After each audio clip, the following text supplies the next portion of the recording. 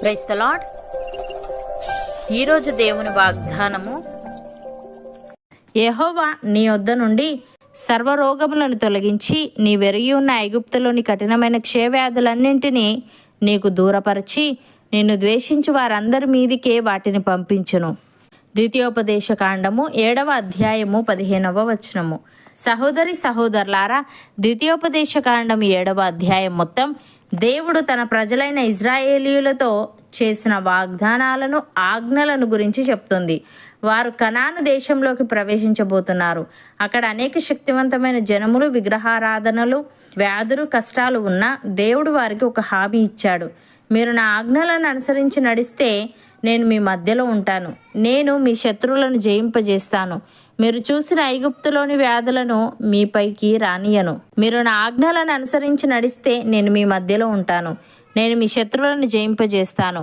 మీరు చూసిన ఐగుప్తులోని వ్యాధులను మీపై రానియను. మీ శత్రువుల మీదకే వాటిని పంపుతాను అని.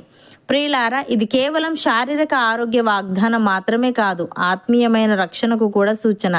దేవుడు తన ప్రజల కోసం ఆశ్రయము, రక్షణ కవచముగా నిలుస్తాడని ఈ వచనం స్పష్టంగా తెలియజేస్తుంది.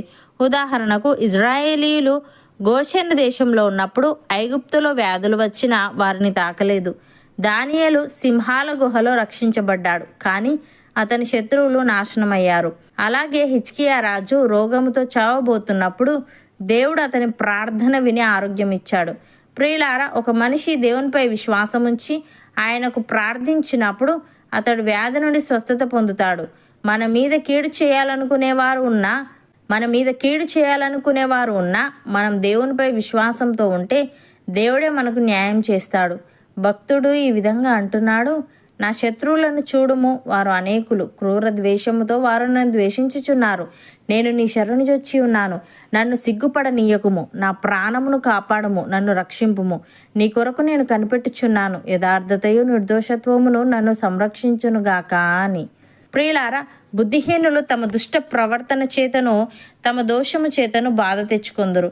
భోజన పదార్థములన్నీ వారి ప్రాణమునకు అసహ్యమగును. వారి మరణ ద్వారములను సమీపించెదరు. కీర్తనకారుడు ఈ విధంగా అంటున్నాడు, యెహోవా నీ కొరకే నేను కనిపెట్టుకొని ఉన్నాను. నా కాలు జారిన ఎడల వారు నా మీద అతిశయపడుదురని నేను అనుకొనుచున్నాను. ప్రభువా, నా దేవా, నీవే ఉత్తరం ఇచ్చెదవు. నన్ను బట్టి వారు సంతోషించకపోదురుగాక. నేను పడబోవునట్లున్నాను. నా మనోదుఃఖము నన్నెన్నడూను విడువదు. నా దోషమును నేను ఒప్పుకొనుచున్నాను. నా పాపమును గూర్చి విచారపడుచున్నాను. నా శత్రువులు చురుకైన వారును బలవంతులునై ఉన్నారు. నిర్హేతుకముగా నన్ను ద్వేషించువారు అనేకులు. మేలునకు ప్రతిగా వారు కీడు చేయుచున్నారు. నేను ఉత్తమమైన దానిని అనుసరించుచున్నందుకు వారు నాకు శత్రువులైరి.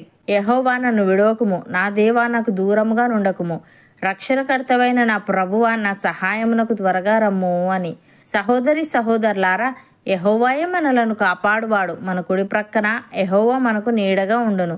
పగలు ఎండ దెబ్బ అయినను మనకు తగులదు, రాత్రి వెన్నెల దెబ్బ అయినను మనకు తగులదు. ఏ అపాయమును రాకుండా యెహోవా మనలను కాపాడును. ఆయన మన ప్రాణమును కాపాడును. నమ్మిన వారు నాతో పాటు ప్రార్థనలో ఏకీభవించండి. పరిశుద్ధుడా, ప్రేమగల తండ్రి, నీవు నీ ప్రజల యొద్ద నుండి సర్వరోగములను తొలగించి వారెరిగి ఉన్న ఐగుప్తులోని కఠినమైన క్షయవ్యాధులన్నింటినీ వారికి దూరపరిచి వారిని ద్వేషించి వారందరి మీదికే వాటిని పంపించదు అని తెలియజేశావు. తండ్రి, నీకు స్తుతులు. దేవా, ఇది కేవలం శారీరక ఆరోగ్య వాగ్దానం మాత్రమే కాదు, కానీ ఆత్మీయమైన రక్షణకు కూడా సూచన. గనుక మేము నీ ఆజ్ఞలను అనుసరించి నడుస్తూ నీపై విశ్వాసంతో ఉండుటకు సహాయము దయచేయమని.